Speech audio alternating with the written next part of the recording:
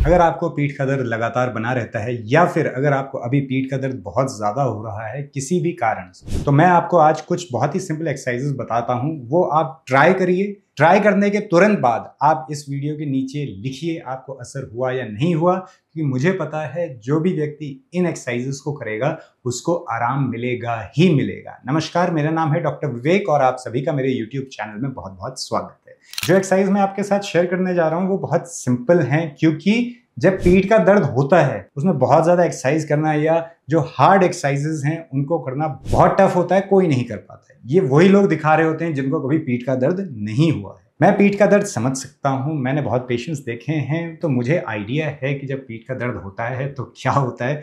इसीलिए जो पहली एक्सरसाइज है वो बहुत सिंपल है, वो जो आपको पीठ ने जो जकड़ रखा है उस जकड़न को हटाने में हेल्प करेगी। एक्सरसाइज क्या है? सिंपल, आपको पीठ के बल लेट जाना है। लेट के आपको क्या करना है, आपको अपना जो हाथ है उस हाथ को आप अपनी जो पीठ में जो एक गैप बना हुआ है उसमें डालिए। अब जो एक गैप है इसको हमने खत्म करना है, यही हमारी एक्सरसाइज है।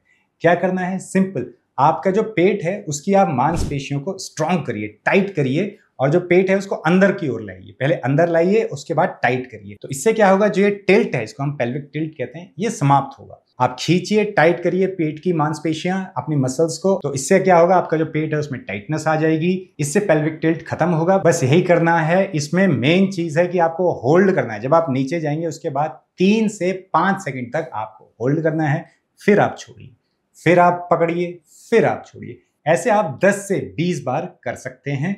आपको ऐसा फील होगा कि आप जो हाथ डाला था शुरू में उसको आप दबा रहे हो, ऐसी फीलिंग आनी चाहिए। तो दबाने वाली फीलिंग होगी। इससे क्या होगा, जो आपकी जो गड़बड़ हुई है पीठ की हड्डियां वो सही अलाइनमेंट में आएंगी और जो मसल ने पकड़ा है वो थोड़ा रिलैक्स होगा। ये हम टिल्ट बेटर कर रहे हैं, तो इसीलिए इसको आप करिए, इससे आपको थोड़ा आराम मिलेगा। अब चलते हैं अपनी दूसरी एक्सरसाइज की ओर, वो है सेतु बंध।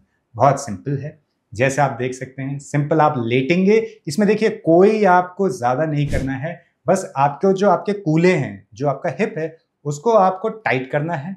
टाइट पहले आप कर लीजिए, उसके बाद आपको ऊपर उठना है।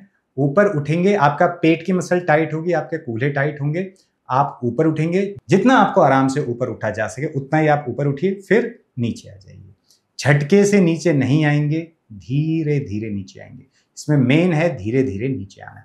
जब आप नीचे आ गए तब आप अपने कूल्हों को रिलैक्स छोड़िए, उसके बाद फिर से कूल्हों को आप पकड़िए, एकदम टाइट करिए, फिर आप ऊपर जाइए, फिर आप नीचे आइए। इसको आपको करना है 10 बार, बस 10 बार इसको कर लेना है। कोई स्पेसिफिक नहीं है, कहीं और ज्यादा ध्यान नहीं देना है, बस आपके कूल्हे टाइट होने चाहिए, पेट टाइट होना चाहिए। जब आप लेटे हो तब इसी टाइटनेस को पकड़ के आप ऊपर जाओगे और जब नीचे आओगे तो धीरे धीरे नीचे आओगे।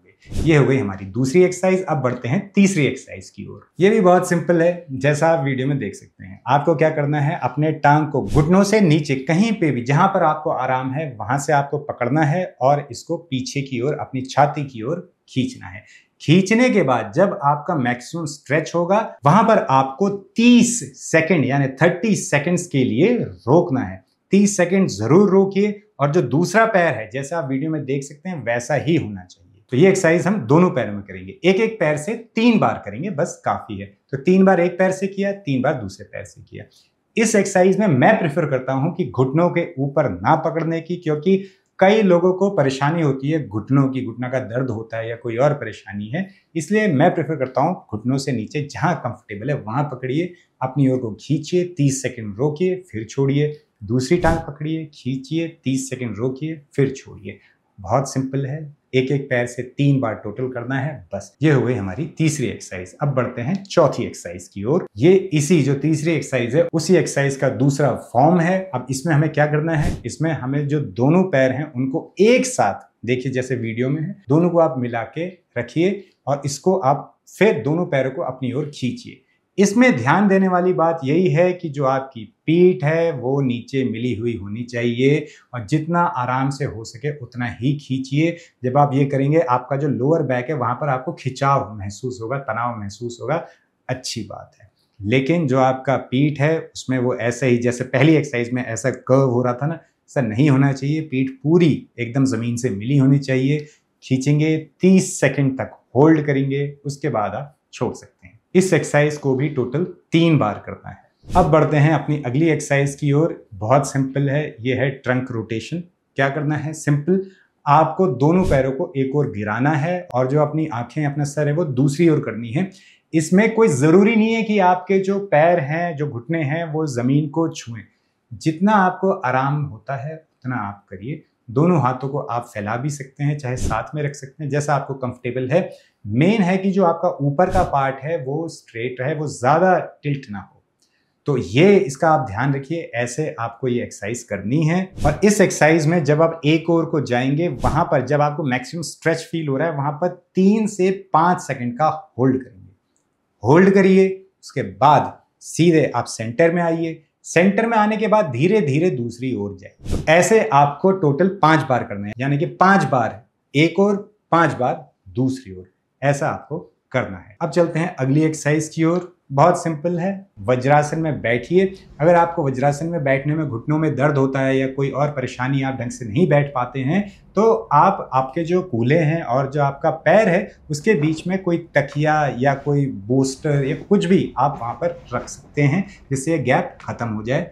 उसके ऊपर बैठेंगे। उसके बाद आपको अपने जो हाथ हैं उनको धीरे धीरे आगे फैलाइए और जो आपकी जो हाथ की उंगलियां हैं उनको अच्छी तरह से आगे फैला लीजिए।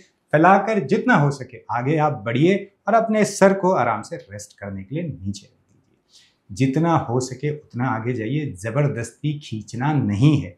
देखिए, कोई भी एक्सरसाइज आप जबरदस्ती करेंगे, अपने ईगो पर लेके करेंगे, तो जरूर आपको इससे नुकसान होगा। ये हमें बिल्कुल नहीं करना है। इसको जब आप आगे खींच लेंगे, खींचने के बाद आपको इतना खींचना है जहां पर आप 30 सेकंड यानी 30 सेकंड्स तक आप रोक सको। वहां पर आप रुकिए, 30 सेकंड रुकिए। उसके बाद आप धीरे धीरे वापस आ सकते हैं। तो इसके रेपिटेशन हम ज्यादा नहीं करेंगे, सिर्फ 2 रेपिटेशन इसके करेंगे। ध्यान रखिए, 30 सेकंड तक होल्ड करना है जहां पर आपको मैक्सिमम स्ट्रेच आता है, बस ये करना है। अब बढ़ते हैं अपनी अंतिम एक्सरसाइज की ओर। ये है ऊर्ध्वमुख स्वानासना और अधोमुख स्वानासना। पहले करेंगे ऊर्ध्वमुख स्वानासना। इसको अंग्रेजी में कहते हैं अपवर्ड फेसिंग डॉग और डाउनवर्ड फेसिंग डॉग। तो इसमें क्या है कि आपको, जैसे आप वीडियो में देख सकते हैं, ऐसे आपको थोड़ा सा ऊपर की ओर आना है। इसमें भी मेन पार्ट है आपके जो हिप्स हैं, यानी जो कूल्हे हैं, उनकी जो मसल है उसको टाइट कर देना है। उसके बाद आप इसको करोगे, वो भी बिना किसी ईगो के, बिना ज्यादा खींचे हुए। इसको आप करिए 2 से 3 बार ऊर्ध्वमुख स्वानासन, यानी एक। जब ये आपका हो जाए उसके बाद आप अधोमुख स्वानासना को करने की कोशिश करेंगे। इसमें आपको क्या करना है, आपको अपने पंजों के ऊपर आना है। आपको पंजों को नीचे नहीं, जो आपकी एड़ी है उसको नीचे नहीं रखना है, ऊपर ही रखिए। उसके बाद अपने जो हाथ हैं उनको आप आगे को करिए। जो आपका सर है वो दोनों हाथों के बीच में होगा, उंगलियां आगे अच्छी तरह से फैली होंगी। बस ये आपको करना है, इस पोजीशन में आपको आना है। 2 बार इसको कर लेंगे, बस 2 बार ऊर्ध्वमुख, 2 बार अधोमुख स्वानासना। इतना कर लीजिए। इसके बाद आप वापस ये जितनी एक्सरसाइज बताई उसको करिए। उसके बाद वापस कमेंट बॉक्स में आकर लिखिए कितना असर आया, क्योंकि बहुत लोगों को आराम मिलने वाला है, ये मुझे पता है। इसके साथ साथ आप अपने विटामिन D3 टेस्ट ज़रूर कराएं। अगर विटामिन D3 कम आया है, यानी कि आपकी हड्डियां भी बहुत कमज़ोर हैं, आपको विटामिन D3 अच्छा करना है। इसके लिए या तो आप सूरज की सुबह की किरणें होती हैं उसमें 1 से 1.5 घंटा बैठेंगे, या फिर आपको विटामिन D3 रेगुलर लेना पड़े। ऐसा करने के 1.5-2 महीने बाद आप अपना विटामिन D3 दोबारा चेक कराएंगे। अगर विटामिन D3 फिर भी कम आ रहा है, यानी कि आपका शरीर विटामिन D3 नहीं बना पा रहा है, ये किसी बीमारी के कारण या आपके पेट के कारण या आपकी उम्र के कारण हो सकता है। अगर ऐसा हो रहा है तो आपको विटामिन D3 सप्लीमेंट करना पड़ेगा। ये आपको किसी भी मेडिकल स्टोर में मिल जाएगा, बहुत सारी कंपनी है, जिसका आपको समझ में आता है वो आप ले लीजिए। हफ्ते की 1 गोली लेनी होती है, सुबह खाने के साथ या खाने के तुरंत बाद, या फिर 1 चम्मच घी के साथ आप इसको ले सकते हैं। इसको आपको लंबे समय तक लेना होगा, क्योंकि जैसे आप लेना बंद कर दोगे फिर से आपका विटामिन D3 गिर जाएगा। तो हड्डियों को विटामिन D3 मजबूत रखिएगा। बाकी आप एक कसरत करोगे, जिससे क्या होगा, जो आपकी मसल्स हैं, मांसपेशियां हैं, जो आपकी पीठ को पकड़ के रखती हैं, वो स्ट्रांग होंगी, जिससे आपकी जो पीठ है वो स्टेबल होगी। इससे आपका दर्द कम होगा, जो वहां पर स्पाज्म आया है वो भी हटेगा। तो ये एक्सरसाइज आप चाहे तो जीवन भर कर सकते हैं, या हफ्ते में 3 से 4 बार कर सकते हैं, जब आपको आराम हो गया उसके बाद। अभी जब तक आपको आराम पूरा नहीं आता है तब तक आप इन एक्सरसाइजेस को डेली करिए, इससे आपको बहुत मदद मिल सकती है। अगर आपको जानकारी पसंद आई तो जरूर इसको उन लोगों तक पहुंचाइए जिनको इसकी जरूरत है, क्योंकि लोग दवाइयां खा रहे हैं। दवाइयों की जगह सिंपल ये आसन करेंगे, योग का सहारा लेंगे, इससे उनकी जो दवाइयों की डोज है वो हो सकता है वक्त के साथ धीरे धीरे कम हो जाए और सिर्फ योग करके ही उन लोगों को हेल्प हो जाए और जो दवाइयों के साइड इफेक्ट्स होते हैं उनसे वो बच सकते हैं। तो ज़रूर मेरी आपसे अपील है कि ये जो सिंपल चीज़ें बताता हूँ इनको आप दूसरे लोगों तक पहुँचाइए, जिससे लोग एक अच्छा जीवन व्यतीत कर सकें। मिलते हैं अगली वीडियो में एक बड़ी मुस्कुराहट के साथ, तब तक के लिए हंसते रहिए, मुस्कुराते रहिए।